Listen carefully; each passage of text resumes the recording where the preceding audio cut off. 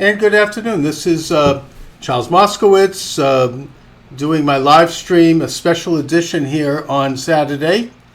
I just got back from synagogue where I had the opportunity to speak with a Professor Rubenstein from NYU, Jeffrey Rubenstein, who is the author of many books on the Talmud and who is a Hebraic and Talmud studies professor at that college. And I had the opportunity to ask him some questions that had been on my mind about Talmud, which is not something that I know a lot about. I'm not a scholar of the Talmud, but that had been brought up by none other than Dr. E. Michael Jones on my program, who is the author of The Jewish Revolutionary Spirit. And he has some interesting answers, but I want to share some of my thoughts on that right now. But let me just give out the number. This is a live program, and you're welcome to call. The program is carried on YouTube, Facebook, Periscope, and Twitch. And it also downloads as a podcast into various venues as well. So you're welcome to join the program, and the number is 617-396-4830, 617-396-4830. So I spoke with Professor Jeffrey Rubenstein about the Talmud, and I asked him, did he feel that the Talmud, which is the traditional Christian view, as expressed by E. Michael Jones, did the Talmud reinvent Judaism? Did it create a new religion, in a sense, that was not connected to the Torah and the temple and the sacrifice and the worship? And his answer was kind of a nuanced yes and no. He said that Judaism evolved from the First Temple period into the Second Temple period, and then from the Second Temple period into the Rabbinic Talmudic period, which really was launched after the destruction of the Second Temple in 70 AD. But I did point out to him that the contention is that by creating a new religion, the Talmud was not consistent with the Torah and its moral and ethical precepts. Now, Jeffrey Rubenstein is a liberal, so he's influenced by some of these very self-same revolutionary forces, maybe not consciously or not wittingly, that Michael Jones accurately writes about, and which he says that, yes, it's true that they might have reinterpreted some things. I'll just say that even though I'm not a Talmud expert, I really reject that. I've talked to enough Torah true rabbis to know that the Talmud does not reinvent the Torah. The Talmud leaves open questions. It's based on the Greek Socratic method, the Platonic method of a roundtable discussion where many points of views are left in and questions are left in to be answered. It doesn't definitively answer any question. It's commentary, really, on the Torah. But that the goal of the Torah true rabbis who made up the Talmudic discourse was to try to get to the real meaning of the Torah, what God meant when he handed the Torah to the children of Israel and thus all of mankind at Sinai. What did God have in mind? Why did he put in various laws and rules and regulations around personal relations, around business relations, around national relations? How is this document, meant to be applied to the everyday life of the Judean, later known as the Jew, in such a way that they can continue their faith without the temple and without the sacrifice, and continue on the mission of Judaism, which I'm going to get into in a minute. And his answer was wishy-washy, I thought, but the fact is that I do believe and I do contend that the rabbis that codified the Talmud, their purpose was to not rewrite the Torah. It wasn't like a Supreme Court judge who makes it up on the bench. they were trying to adhere to the Torah and apply the Torah to modern conditions without contradicting it. And that there have been situations where the Torah was, I guess you have to say slightly changed in order to meet conditions. And this started with Rabbi Hillel. The Hillel Society is named after Hillel. And let me just point out one thing about Hillel.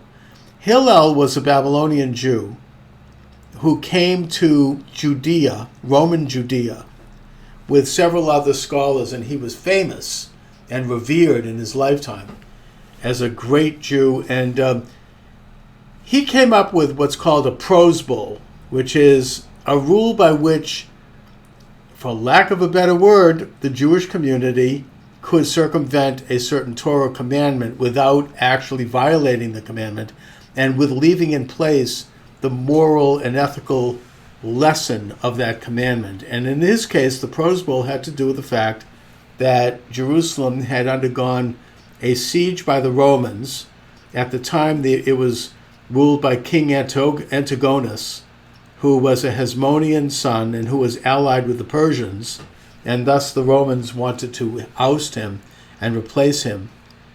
And they laid siege to Jerusalem in the 7th year, the Shemitah year, which meant that under Torah traditions, there hadn't been a harvest because the land is supposed to be left fallow for a year so that it can rest in the same way that on the 7th day of creation, God rested, and the Jewish people are supposed to rest on the Sabbath, which Christians also adapted and adopted, but they changed the day from Saturday to Sunday, which is fine. Muslims changed it from Saturday to Friday, maybe as a way to differentiate themselves. But nevertheless, the principle was there, but the people starved to death. It was a terrible catastrophe. The city was weakened, and the Romans were able to go in and slaughter the Jews. And it was a terrible loss. And so the country was searching for what to do about this. And the prose bull basically allowed for the land, as it were, to be sold to a non-Jew for $1. And thus they could continue to harvest it in that year, because otherwise, it was to save lives. The Jewish expression for that is pakuach nefesh, to save a life. And so there was a way around it, while at the same time technically leaving the law in place, and also spiritually and morally leaving the law in place, because the idea of the 7th year and the 7th day would be continued to be a cornerstone of Jewish understanding and Jewish thought. Now, while I'm on the subject of Hillel, let me just point out that Hillel was a contemporary of Jesus of Nazareth, according to most people who write about this period. And given the fame of Hillel, and given the fame of Jesus, who had a huge following, I don't think it's unreasonable to assume that they probably had a meeting. And I also don't think it's unreasonable to assume that Hillel was impressed by Jesus and that Jesus was impressed by Hillel.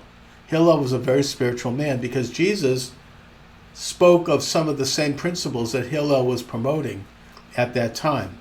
And I'm going to mention as a basis that the most famous of Hillel's statements at that time was that he was asked by a Roman citizen to describe Judaism while standing on one foot, as he said. In other words, in one sentence, could you tell me what it is that the Jew believes in? And Hillel's answer was very simple. He said, "We believe in the Lord our God, the King of the universe, blessed be He, is the one God, and all of the moral and ethical precepts that are connected to that God, we believe in that. And we believe that you should love your neighbor as yourself, out of which comes the concept of tikkun olam, repair the world, make the world a better place, based upon knowledge." And Jesus, I think, echoed that sentiment in his Sermon on the Mount, and Christianity echoes that sentiment as well. What I would say before getting back to the Talmud is that E. Michael Jones's theory is based on the idea that somehow because Jews didn't accept Jesus as the Messiah, we lost the Logos, we lost our mission, we lost our meaning. And then he goes into a long and very good and accurate history of radical revolutionary Jews and how they have tried to subvert the moral and order of the world, and they have. He's absolutely right about that. He does a brilliant job with that. The point I would make is that this was not based upon their Judaism, however, because they perverted the Hillel idea. Now, the reason they did it, I get into that in one of my books, and Michael Jones touches on it as well, is because they fell under the influence of this false messiah by the name of Shabtai Zvi, very evil man. Different subject. I'll get into that another time. But the point is that they did not embrace the first half of the Hillel concept, the idea that the Lord God, King of the universe, is the lawgiver, is the creator, and that everything emanates from that one principle, from that oneness, from that worship. And that worship involves an attempt to understand all of the moral and ethical precepts that emanate from that, and that those are ethical and moral precepts that are given by God, not created by man. They are immutable. They are beyond the ability of man to manipulate. But the problem is that the left-wing Jews, starting with Shabtai Zvi and onward, they cut off the first half of the Hillel statement, and they only focused on the second half, love your neighbor as yourself, which without the first half became perverted. It became an idea that they had some kind of a divine right to change the world by use of force of arms and subversion, that they had a right to overthrow God in essence, and essentially, even if they're not consciously trying to do that, and many of them are and have. So it's not because Judaism is a revolutionary faith.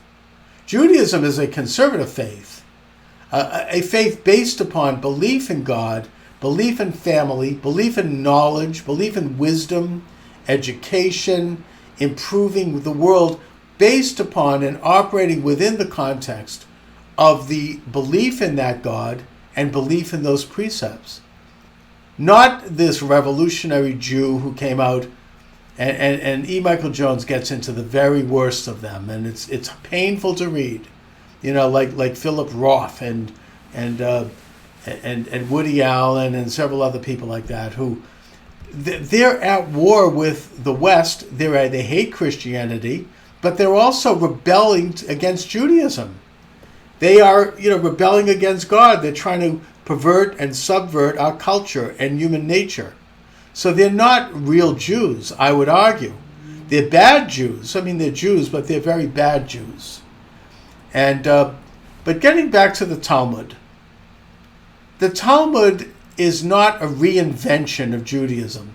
The Talmud is commentary. It doesn't replace the Torah. The Torah has remained and continues to be the center of Jewish life.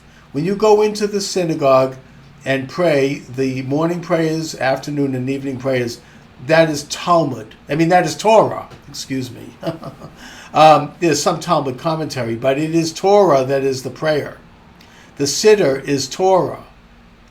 The Shabbat service is Torah. The holidays are Torah. The Torah is what animates us. That is what we look to, the book. The Talmud is commentary. The Talmud helps us understand the Torah and what it really means, because there are aspects of the Torah that are very concrete, but there are other aspects that are more shrouded in mystery. So we study Talmud. We look to authorized Torah true rabbis to help us not only understand the Torah, but to apply the Torah to our lives. Now, what is the Jewish mission? What is Tikkun Olam? Along with our desire to live an elevated spiritual life, which is the idea of the chosen people, not chosen to rule over other people, not chosen because we're better than anyone, not chosen, it's not a racist concept, because Judaism ultimately is not a race. We may have racial similarities, but ultimately it's a faith, and that there always have been people who have become Jews. all the way back to Ruth in the Bible, who was the grandmother of King David and who was a Moabitess. But the idea is that we worship knowledge and wisdom and trying to live a holier life because we observe an extra layer of commandments and precepts, and we're here to serve God, not man. We, by serving God and by raising our holiness, set ourselves, or try to set ourselves, as an example for mankind so that we can help all of mankind, lift all of mankind into heaven, into a greater state of holiness. In a way, it's very consistent with Catholicism, right? I mean, the traditional Catholic idea of marriage, at least from what I understand, is that the wife brings the husband to heaven, raises his holiness, and in the process gets to heaven herself. It's very Jewish, actually. It's very Judaizing, as some anti-Jewish people might say. But the point is that if that mission of improving the world and trying to live a holy life remains integrated with and consistent with the first part of Hillel's statement, which is to know God, to love God, to believe in God with all your heart, all your soul, and all your mind, then you have the true calling of the Jew, not the truncated calling of the radical revolutionary Jews who are in rebellion against Judaism and all of its precepts. So, that's my thought on the Talmud based upon my brief conversation earlier today at synagogue with Professor Jeffrey Rubenstein from New York University. And you're certainly welcome to reach out to this program. Please subscribe on YouTube, please. I mean, I need to get subscribers so that I can really advance this program. You don't have, it's free, it doesn't cost you anything. You can always cancel if you don't like it. But if you do subscribe on YouTube, you'll get this program and special editions that are unique and exclusive to YouTube. And also my books. They're available at Amazon. Anyways, Charles Moscowitz, thanks for joining me, everybody. Have a great day.